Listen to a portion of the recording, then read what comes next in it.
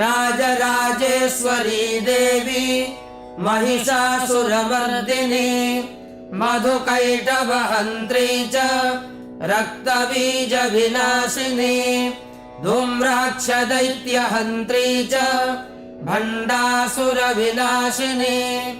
रेणुपुत्री महामाया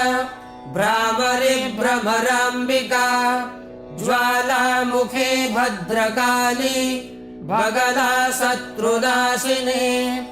इन्द्राणी इन्द्रपूज्या च गुहमाता गुणेश्वरी वज्रपाशधरा देवी जिह्वामुद्गरधारिणी भक्तानन्दकरी देवी बगला परमेश्वरी अष्टोत्तरशतं नाम्नां बगलायास्तु यः पठेत्।